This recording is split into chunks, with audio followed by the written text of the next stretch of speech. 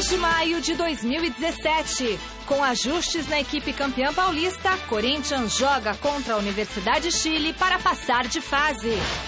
Antes de decisão da Recopa contra Atlético Nacional, Chapecoense visita local do acidente na Colômbia. Para Zé Roberto, Eduardo Batista deixa legado importante para o Palmeiras. E com o retorno de Cuca, a tendência é que o time jogue bem melhor. E ainda, tudo sobre as semifinais da Champions League, os últimos ajustes do São Paulo antes da partida contra o Defensa e Justiça e os gols de ontem pela Copa Sul-Americana. Oi, gente, boa noite. O Gazeta Esportiva começa falando do Corinthians, que logo mais, às 9h45, decide com a Universidade do Chile, em Santiago, uma vaga para a segunda fase da Copa Sul-Americana. Sem querer fazer muito mistério, o técnico Fábio Carille definiu a equipe que ontem à noite fez o tradicional reconhecimento de gramado. Chega de comemoração. O Corinthians já virou a chavinha e daqui a pouco briga com a Universidade de Chile pela sequência na Copa Sul-Americana. A Universidade de Chile demonstrou aqui na arena que tem um time muito bom, que joga um bom futebol.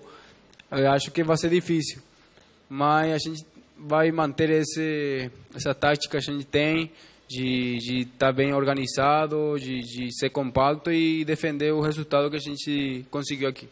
Bastante confiante, né? A equipe crescendo a cada dia. A conquista do final de semana do estadual traz mais confiança ainda. O adversário, a gente sabemos da força, sabemos do conjunto. Já fizeram um primeiro tempo, principalmente lá, maravilhoso. Jogaram muito bem na nossa casa. Sabemos de todas as dificuldades, mas nós estamos prontos. Ontem à noite, em Santiago, o Timão fez o reconhecimento do gramado do Estádio Nacional. E o técnico Fábio Carille definiu a equipe titular com Pedro Henrique na vaga de Pablo e Léo Príncipe no lugar de Fagner. O técnico também inverteu as posições de Jadson e Romero. O paraguaio começa do lado direito para ajudar Léo Príncipe na marcação do experiente Bocejur. Porém, outra coisa preocupa o Corinthians, a tensão que a partida pode ter. Depois da confusão envolvendo a torcida da Laú e a polícia na arena, o clima tem tudo para estar um pouquinho mais quente do que o normal. Mesmo sabendo da dificuldade, o Corinthians tem que demonstrar maturidade e jogar com a vantagem dos 2 gols feitos aqui no Brasil. A equipe está acostumada, né, a enfrentar isso lá no Brasil, com os clássicos, já tem jogadores experientes e que passam uma tranquilidade maior para os jogadores mais jovens. Jogando em casa, diante da sua torcida, vão pressionar o tempo todo e é isso que eu estou procurando passar para os meus jogadores. Bom, boa noite, Michele, boa noite, Flávio, boa noite você em casa. Olá. Acompanhando o Gazeta Esportiva. Tá aí o Corinthians, né? Já nem deu muito tempo de comemorar o Campeonato Paulista, que foi confirmado no domingo. Tem outro mata-mata pela frente, agora contra a Universidade do Chile, né? Fez 2-0, como mostrou bem a reportagem. É uma belíssima vantagem. A Laú, é verdade que ela, a Universidade do Chile, ela fez um bom primeiro tempo contra o Corinthians conquistou essa vitória no jogo da ida, fez um golzinho no final do primeiro tempo, mas a Universidade foi melhor no primeiro tempo. Já no segundo tempo o Corinthians foi merecedor do placar de 2-0, e eu tô gostando do Carille, ô Flávio, que ele tá sem frescura. Ele fala o que tá acontecendo, ele falou, vou trocar o Romero, vou jogar o Romero para a direita, vou pôr o Jadson pela esquerda, porque o lado esquerdo do time chileno é o lado mais forte, né? Ele já fez o estudo, deu até... Não, sabe, frescurada de fechar treino. Você acha que do lado de lá o cara não sabe que ele ia fazer isso, que ele ia tentar anular o lado esquerdo? Então essa transparência do Carille me agrada muito. E ele, obviamente, ele toma essa precaução. E como, só para lembrar, até conversava com o Flávio aqui pra gente não fazer confusão, tem aquele chamado gol fora de casa, tem o peso, né? Ou seja, o Corinthians, como venceu por 2-0, se faz um gol lá, a Laú tem que fazer, a Universidade do Chile tem que fazer 4. Então é uma belíssima vantagem. A Universidade do Chile, ela deu uma recuperada no Campeonato Chileno, ela briga agora pela liderança do Campeonato Chileno com o Colo-Colo, e daquilo que nós vimos aqui, não é uma equipe boba, mas eu acredito que o Corinthians, com essa vantagem, vai conseguir administrar muito bem e voltar classificado, apesar da preocupação do relaxamento de uma conquista de título e tal, enfim. Boa noite, Flávio. Boa noite, Garrafa, Michele, amigos do Gazeta Esportiva. É verdade, acho que o grande aspecto é se tomar um certo cuidado, vem um relaxamento natural depois que você ganha o torneio, mas essa Copa Sul-Americana ficou muito importante. Ela começou, era uma Copa meio de mulambada, então, um negócio meio esculhambado. Agora não, agora além Corinthians está aí, o São Paulo está aí, equipes importantes de toda a América do Sul virão alguns times da Libertadores. Então, quer dizer, ela ganhou força. Ela não é a Libertadores. E tem tal do objetivo de uma vaga na Libertadores, claro, que é o sonho de consumo de todo mundo. Aí, também, né? Quer dizer, então é uma competição que você olha com outros olhos e pode significar muita grana, né? Mais patrocinadores. E o Corinthians conseguiu um bom resultado em São Paulo, o time da Laú é bom time, toca bem a bola e tal. Teve aqui em São Paulo, chegou a ter quase 70% de posse de bola contra o Corinthians. Mas realmente essa vantagem de 2 gols é muito grande, é uma vantagem que dá para o Corinthians administrar bem. E essa mudança de lado, o Carille joga como Tite, né? Ele joga com até na seleção o Tite faz isso. Os dois, tem um meia central, os 2 meias pelo lado, um é sempre mais técnico, mais marcador, e o outro é mais veloz.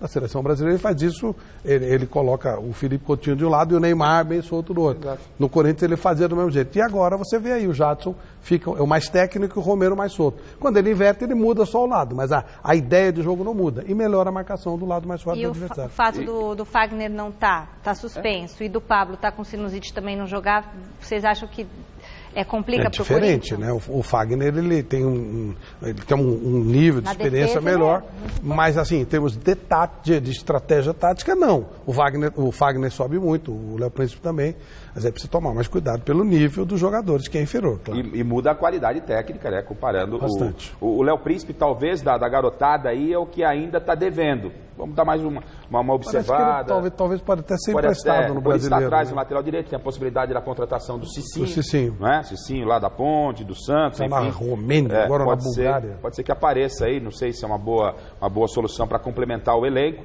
o que prova que o Léo Príncipe não aprovou. E o Pedro Henrique, o garoto na zaga, esse sim é bom jogador, mas o ritmo preocupa, jogando lá ao pé da cordilheira, com pressão, mexer no sistema defensivo, mesmo com o Pedro Henrique sendo um bom jogador, a falta de entrosamento pode preocupar, mas eu estou comungando com o Flávio aqui na mesma tese, que o Corinthians deve voltar classificado sim, que seria bem legal, né, para o Corinthians já começar o Campeonato Brasileiro com o título paulista, indo bem na Sul-Americana, dá um fôlego legal para o Carille. Ainda falando dessa partida, participe da nossa enquete do site gazetesportiva.com. A gente quer saber, você acha que o Corinthians vai sofrer represálias por causa daquela confusão que rolou aqui no jogo de ida? E uns 26 torcedores da Laú foram presos? Sim ou não?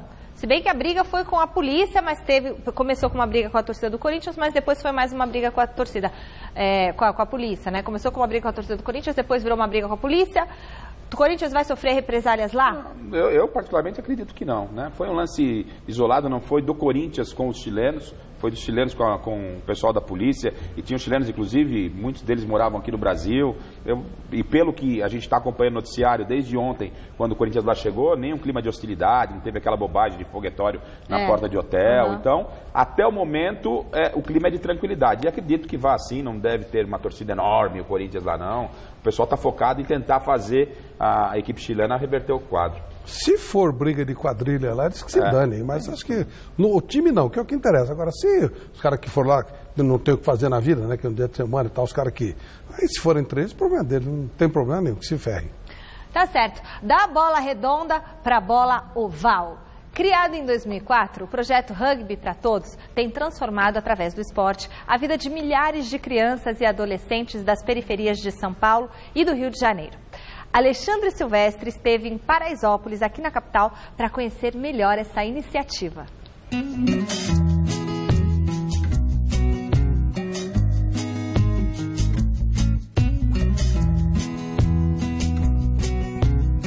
No campinho de futebol, encravado no meio da favela de Paraisópolis, uma das maiores de São Paulo, a bola que mais hipnotiza os brasileiros, às vezes sai de cena.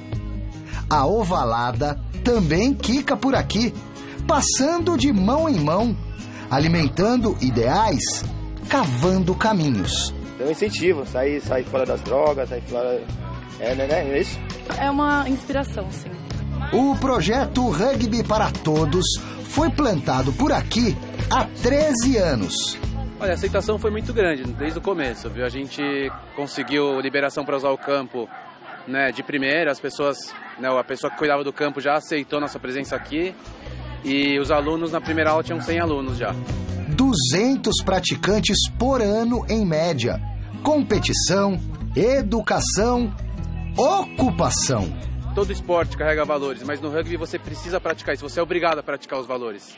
Então o jogo é um jogo duro, é um jogo, né, que parece violento, mas ele é muito duro, com regras que protegem muito o atleta, mas é um jogo de contato. E se você não seguir essa disciplina que o rugby impõe, fica complicado você estar em campo. Até 2018, as meninas que já estão no time e outras que podem aparecer vão batalhar não só para avançar jardas e marcar pontos. A parceria que surgiu entre 2 treinadores talvez as leve milhares e milhares de milhas além do Atlântico.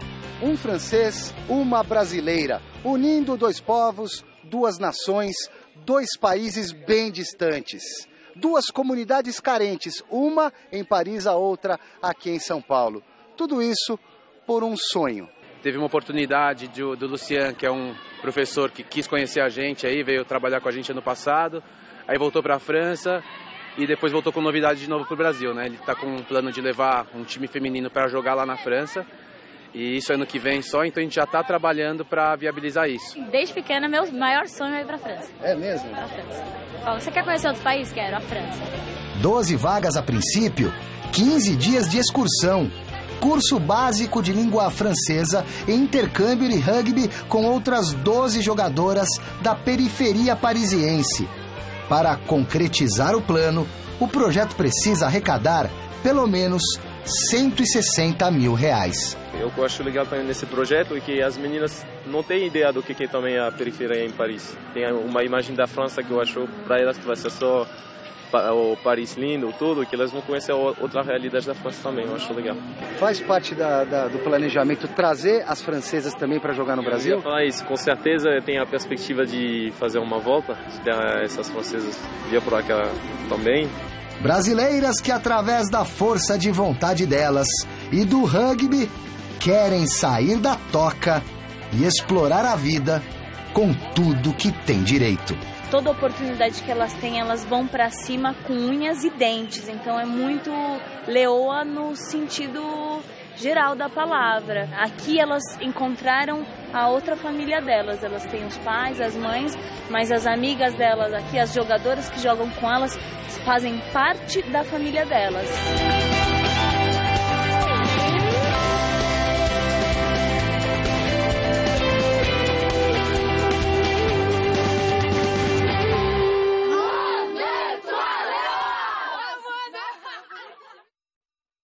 Que legal! Parabéns, viu, gente?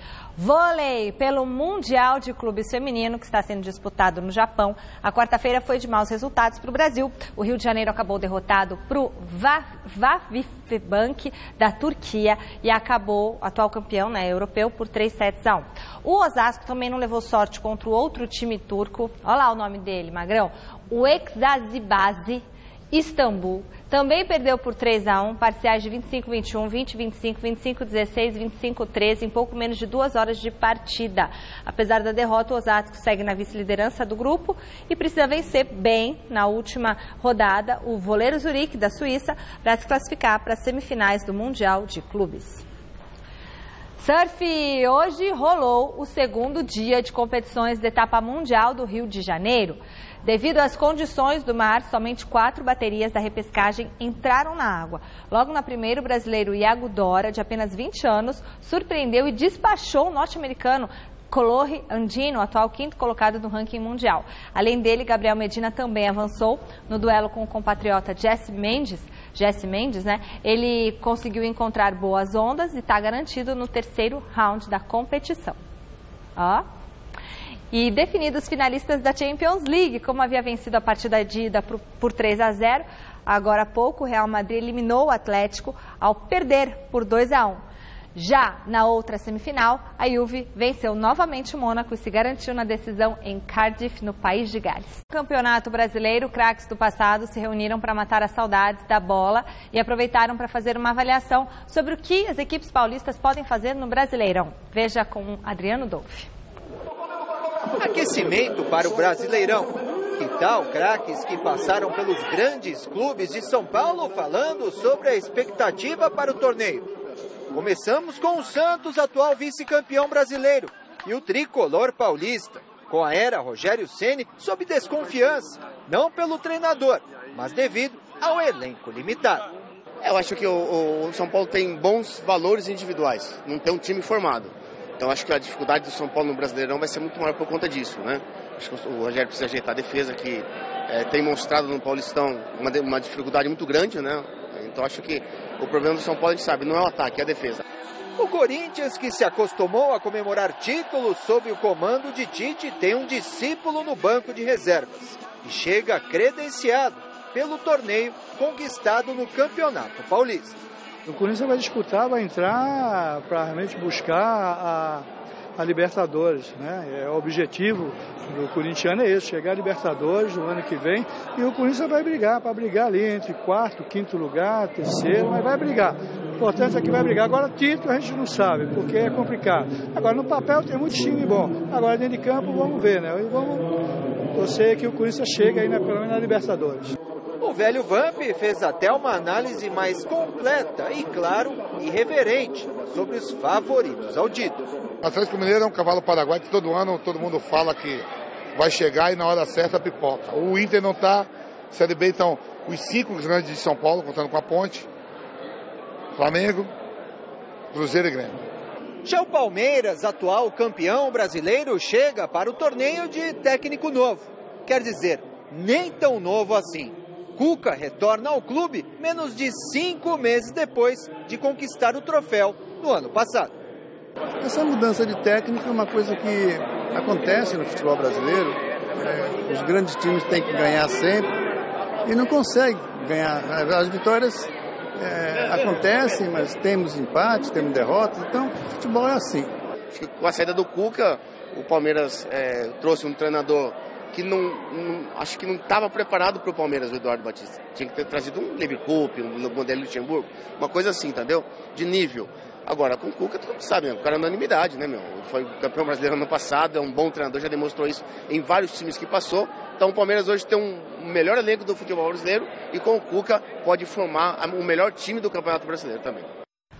Hoje à noite, pela Recopa Sul-Americana, a Chapecoense encara o Atlético Nacional na Colômbia. O primeiro jogo terminou com vitória da Chape por 2-1 e um simples empate garante o título para o time de Santa Catarina. Mas, apesar de valer uma taça, o jogo acabou ficando em segundo plano, já que é a primeira vez que a Chapecoense volta ao local após a queda do avião que vitimou 71 pessoas em novembro do ano passado.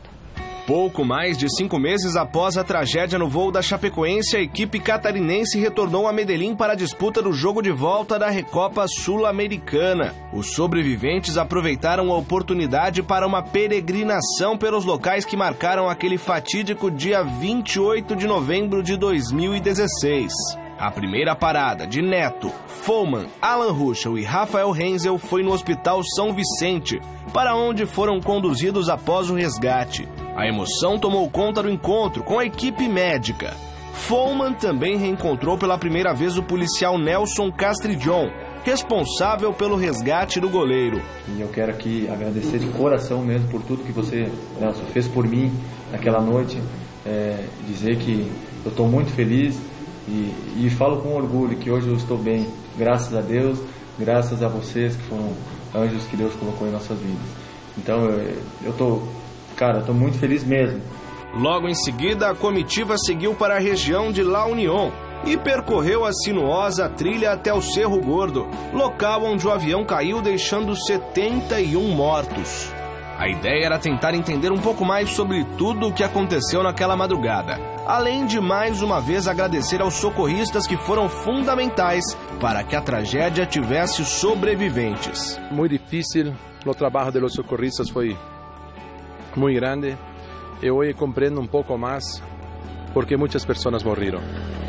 Não a causa do acidente que todos nós sabemos, que foi a falta de combustível, pero as condições que o avião foi descendo é muito alto, muitas árvores. Tenho duas datas, duas fechas de nascimento: 25 de agosto Brasil, 28 de novembro acá em Colômbia, porque sim, nascimos de novo.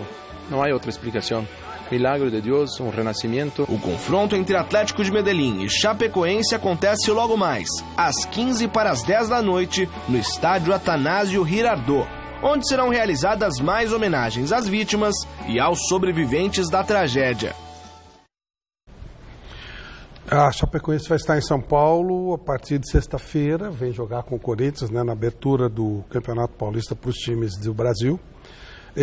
Foram momentos realmente de extrema emoção. Eu converso muito com o Rafael Renzel e é inacreditável, né, o fato deles terem se salvado. Mas também, infelizmente, meu caro Garrafa, esses socorristas, esses médicos, a gente maravilhosa, tinham em contrapartida um monte de ladrões. E os aviões, os corpos mortos foram saqueados. Muitos. O Jumelo, nosso companheiro da Fox, o celular dele desapareceu e ainda veio uma conta para a família pagar de R$ 2.500. E agora parece que houve um momento que algumas pessoas tiveram um pouquinho de consciência e muitos dos objetos foram devolvidos agora com essa ida da Chapecoense. Chegaram a reunir coisas numa praça e as pessoas tentando identificar os seus objetos e tal. Então, a tragédia que bate numa família, quando isso acontece, ela vem acompanhada de uma série de coisas. Como eu já disse, muitos deles estão passando necessidade. Há uma associação criada pela esposa do Cezinha, o fisioterapeuta, que tem como vice a Mara, esposa do Mário Sérgio, para tentar receber alguma coisa digna. Tem pessoas que eram da delegação que hoje estão saindo das casas para poder, porque não tem dinheiro para pagar aluguel. O governo teve a cara de pau de falar em fazer um monumento, fazer um memorial, gastando 15 milhões e 500 mil reais, o que por si só já se vê que tem mutreta, que é roubalheira, não pode custar tudo isso, mas se custar, se tem esse dinheiro, que se dê às famílias das pessoas que estão passando necessidade. Chapecoense cumpriu dentro do que estava escrito na CLT. Mas todos na carteira de trabalho, todos nós sabemos que 20% é a média que vai para a carteira de trabalho, 80% é direito de imagem. Então, de repente, as famílias perderam tudo. A família do Caio Júnior, por exemplo, perdeu tudo, não tinha nada, porque ele não teve direito a nada. Do Cezinha, não estava no BID, porque como se eles não existissem. Enfim, uma tragédia interminável. Agora, nossa reverência a essas pessoas que fizeram o salvamento, aos médicos e tal, mas, infelizmente, a tragédia, ela está viva aí, muito viva. A vida de muita gente continua sendo muito trágica depois disso, além da saudade, da lembrança dessas pessoas. Acrescentando o que o Flávio falou, fica claro e evidente de que não há um ponto final na tragédia. Não acabou quando caiu aquele avião e muitas pessoas se foram, né? É uma tragédia que continua e acaba caindo no esquecimento. E muita gente tirando proveito. Mas para a gente não ficar focado, e a lembrança do Flávio é muito pertinente nesse momento, para que a gente não deixe cair isso no esquecimento, porque tem muita gente ainda sofrendo, e sofrendo muito, não só no aspecto humano, mas no aspecto do dia a dia, e nesse momento difícil, pelo menos algo de bom, né? Hoje a gente tem uma bandalheira das pessoas que comandam não só o Brasil, o mundo político de um modo geral, e aí a gente consegue encontrar atos de humanidade, né? Onde os colombianos realmente abraçaram os brasileiros, e a gente sente naqueles que sobreviveram a emoção de encontrar um outro ser humano do outro lado, a quem ele lhe deve a vida. Então, pelo menos nesse mundo que a gente vive, onde todo mundo quer passar por cima de todo mundo, hoje eu fui cancelar uma linha de telefone hoje, eu fiquei, isso não aconteceu só comigo, acontece com todo mundo. Eu fiquei mais de 1 hora, aí depois que ela viu que não tinha mais, aí ela desliga o telefone. Incrível. Aí você tem que ir lá no escritório da operadora, ou seja, eu perdi hoje quase 3 horas para cancelar uma linha de telefone. Então, isso é só para mostrar a falta de respeito que existe com o ser humano, né? É o mínimo, uma coisa mínima, básica e simples, mas existem pessoas. E fica refletido nessa atitude de brasileiros e colombianos a forma que eles se trataram. Isso é muito legal e é o grande legado que a gente pode levar dessa triste tragédia. Copa Sul-Americana, a Ponte Preta conseguiu um importante empate em 1-1 com o Gimnasia La Plata na Argentina e garantiu a classificação para a segunda fase da competição. O tal gol fora classificou a Ponte, um sufoco, Ave Maria, o Kleina foi expulso, foi uma zoeira, mas a Ponte está classificada. Mas o mais incrível é a vergonha que é o nosso calendário. A Ponte decidiu um campeonato há 48 horas e estava jogando ontem em Buenos Aires e não tem voo para La Plata. Você tem que chegar em Buenos Aires, fazer o transporte até La Plata para jogar contra o adversário que estava em casa, uma partida decisiva representando o Brasil. Vergonhoso, vergonhoso, é uma esculhambação. O Sport, por exemplo, vai ter 5 campeonatos simultâneos a partir de agora, tanto que a final do Campeonato Pernambucano, o primeiro jogo foi domingo passado, o segundo vai ser dia 17 de junho, quando o adversário do Sport já não tem mais os jogadores. Vai ter que renovar contrato de maneira precária, é vergonhoso. Então, foi legal para a Ponte e eu quero agradecer, em nome chazinho da tarde, as senhoras todas, dos meus amigos que me mandaram hoje o dia inteiro o WhatsApp dizendo que o ex-presidente Lula ia depor com a camisa da Ponte Preta para o Sérgio Moro, para ficar claro que ele nunca ganhou nada. Então, quero agradecer a todos, mas com singeleza e tal, aquele chazinho da tarde. Bom, sobre a Ponte Preta, é legal que ela acabou se classificando, isso que o Flávio falou, fica evidente, né, que existe, obviamente, quem detém os direitos de transmissão, a preocupação com a grade, quem paga pode exigir, mas os presidentes dos clubes não podem se submeter a isso. E não pode se esquecer que o produto que vai à televisão, que vai na grade de televisão, que é o tal do futebol, tem que ser bem tratado. E os presidentes não podem ficar refém de uma situação como essa. E eu acompanhei a Ponte Preta já na véspera do primeiro jogo, a semana toda contra o Corinthians, e lá se discutia isso. O pessoal da Ponte falou, não tem jeito, já compramos a passagem, já foi determinado, não tem nenhuma chance, nem se a Ponte ganhar ou perder, de mudar esse jogo. A ordem da Sul-Americana é, a Ponte Preta tem que estar lá em La Plata na terça-feira para jogar, campeã ou não. Imagina só a Ponte Preta, se ela, isso foi antes do primeiro jogo, se ela ganha o título, que poderia ter acontecido, claro, ela tirou. Aí ia jogar na terça-feira, ia ter que mandar quem? O Dente de Leite para disputar o campeonato, né? Então é uma vergonha, é uma avacalhação total. Né, Garrafa, a Ponte vai brigar para não cair, esse é o objetivo dela no Campeonato Brasileiro. Está perdendo jogadores, estão chegando jogadores, não tem nenhuma semana para treinar. Começa a jogar contra o Sport, ou Sport dos 5 campeonatos, já vai jogar uma partida hiper decisiva, porque o Sport também vai estar com o mesmo objetivo, sem ter montado o time, sem ter treinado o time, teste com essa viagem no meio. E a Chapecoense, que vai jogar hoje, chega na sexta de madrugada. Para jogar no sábado. Para jogar no sábado com o Corinthians. Uma piada, né? Mais 2 jogos movimentaram a rodada de ontem na Sul-Americana. O Deportivo Cali perdeu do Esportivo Luquenho, mas avançou na competição. O Nacional Potosí também foi derrotado, mas acabou eliminando o Sport Huancayo do Peru. Quem entra em campo nesta noite pela Copa Sul-Americana é o Cruzeiro, que vai enfrentar o Nacional do Paraguai às 7h15 em Assunção.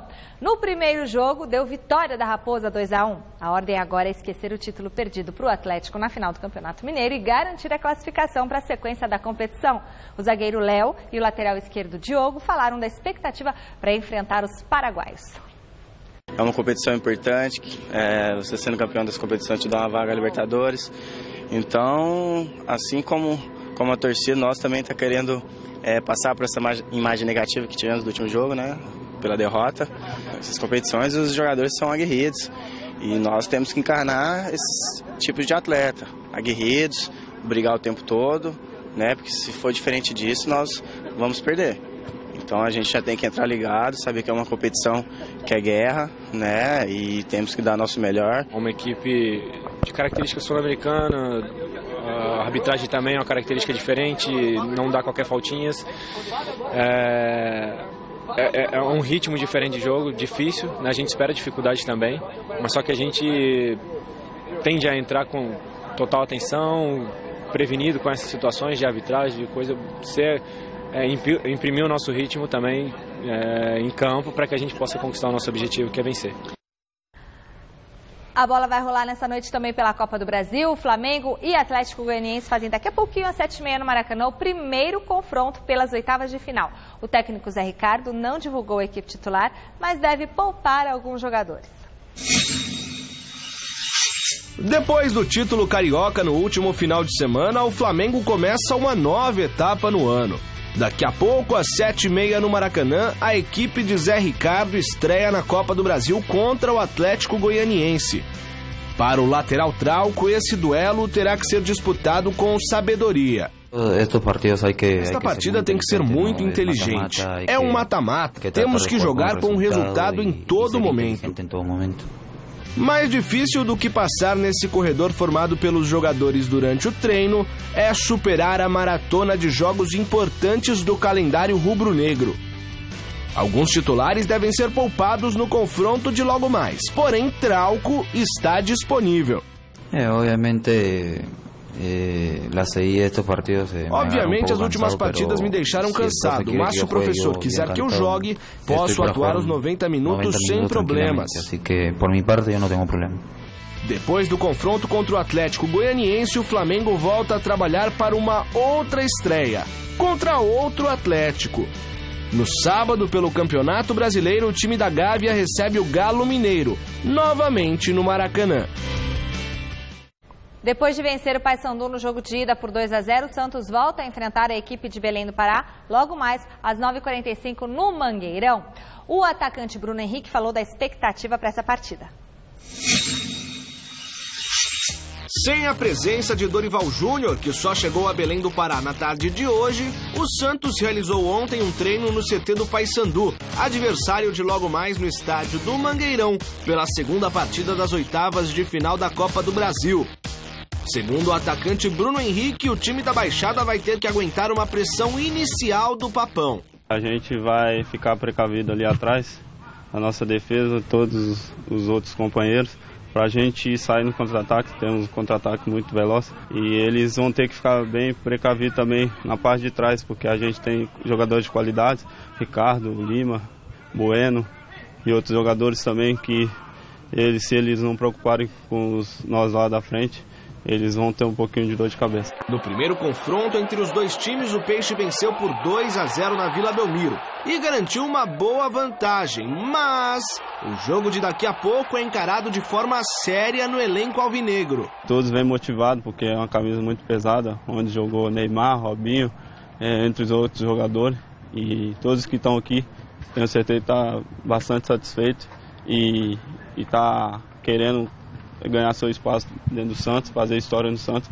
e com a gente não vai ser diferente. Nós queremos fazer história e ser campeão da Copa do Brasil.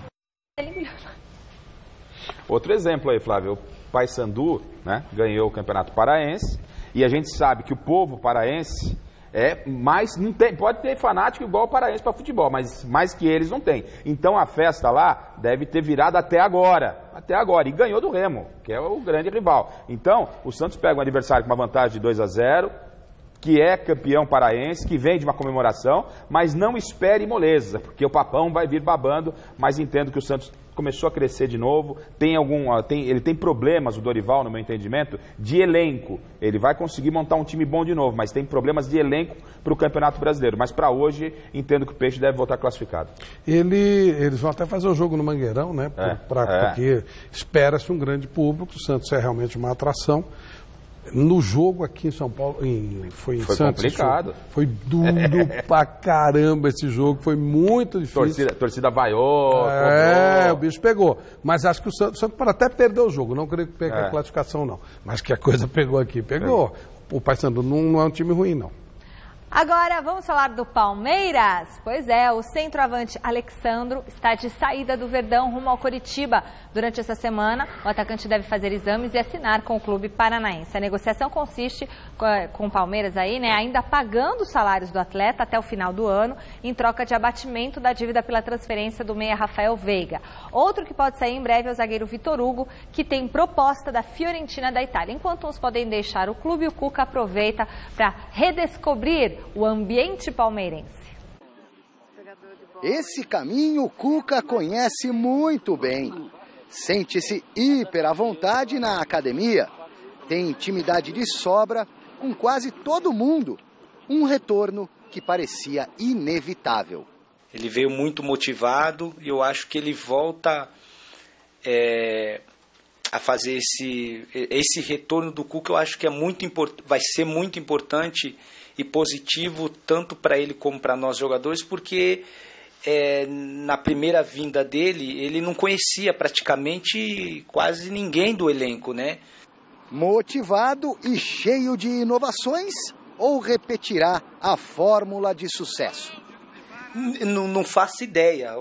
De uma certeza assim que eu tenho é que o Cuca, ele é muito estrategista, né? É um treinador que me surpreendeu muito o ano passado, no sentido de montar o time de acordo com o time que a gente iria jogar.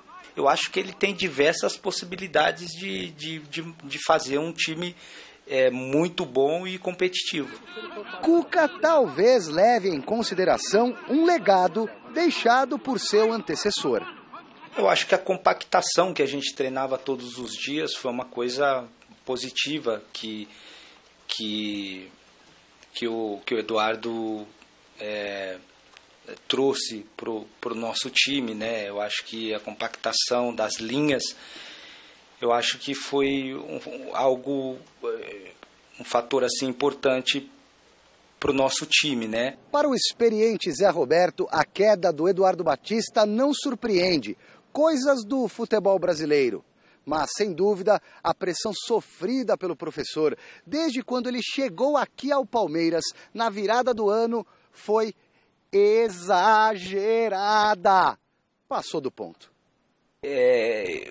Não posso dizer que é natural, mas é uma realidade, né? Você jogar num clube grande que os resultados não aparecem, acaba estourando ou até mesmo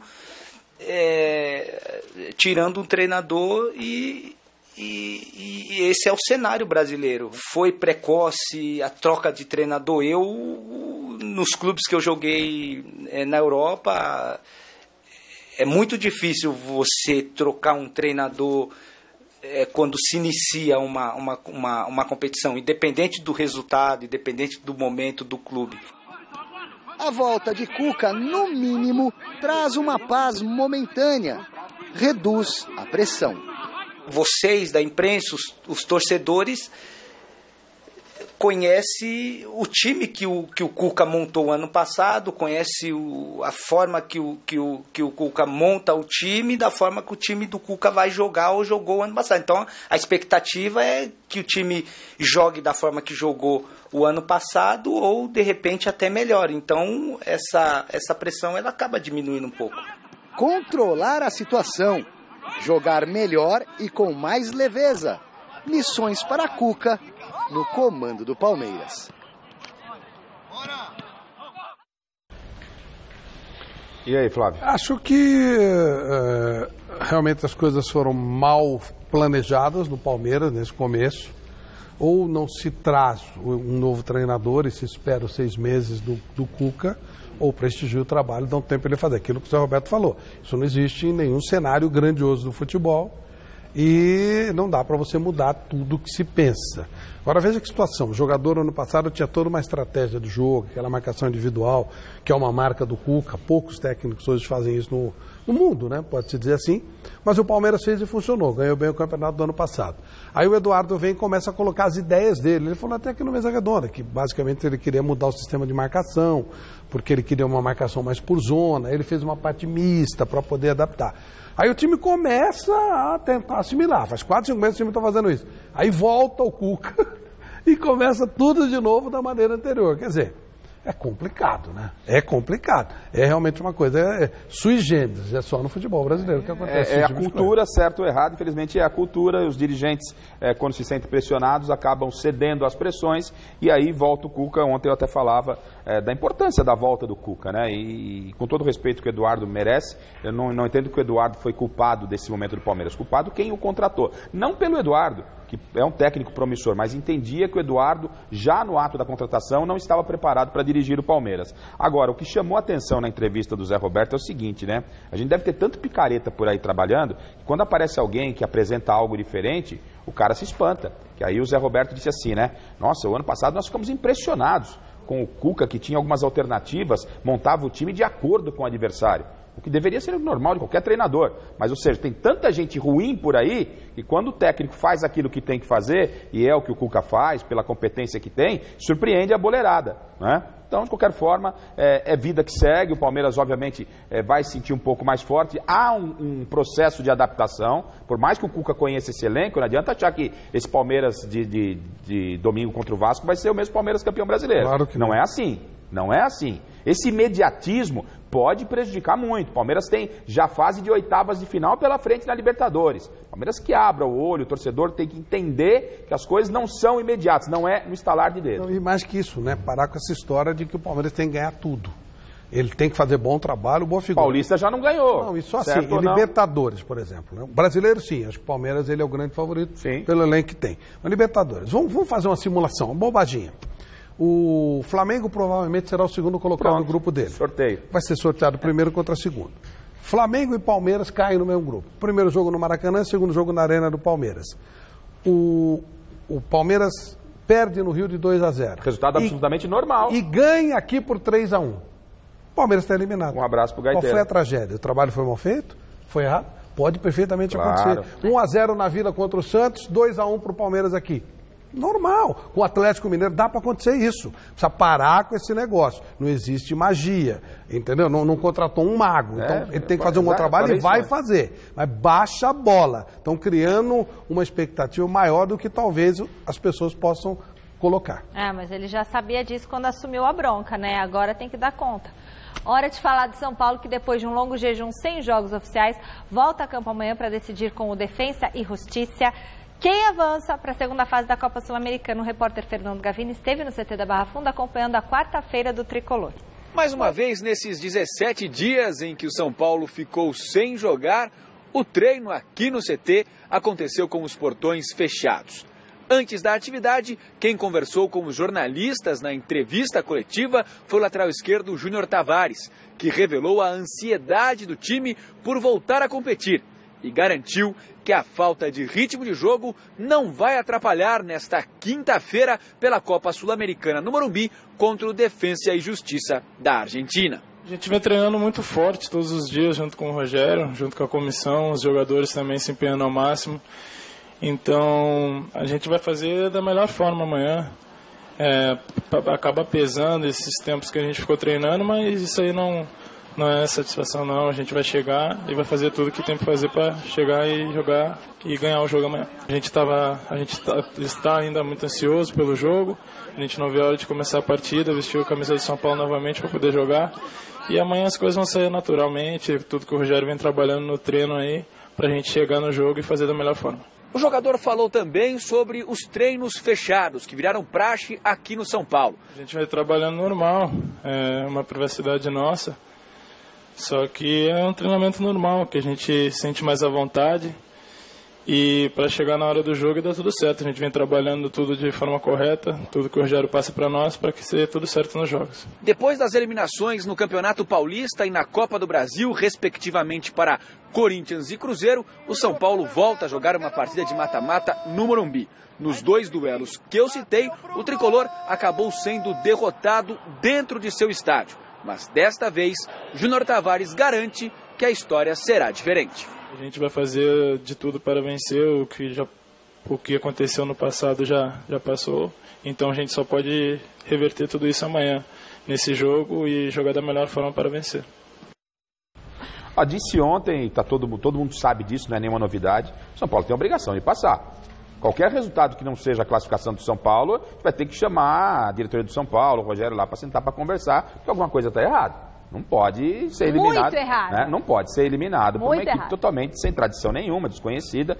Empatou 0-0 lá, tem que fazer uma vitória aqui. Com nome de filme. E a gente espera, a minha expectativa é que o Rogério consiga, ou tenha pelo menos iniciado nesse período aí de 2 semanas, o trabalho de equilíbrio da equipe. São Paulo tem uma proposta interessante, uma proposta de jogar, de fazer muitos gols, mas tem que ter o equilíbrio, principalmente num campeonato equilibrado como é o Brasileirão que vem por aí, Flávio.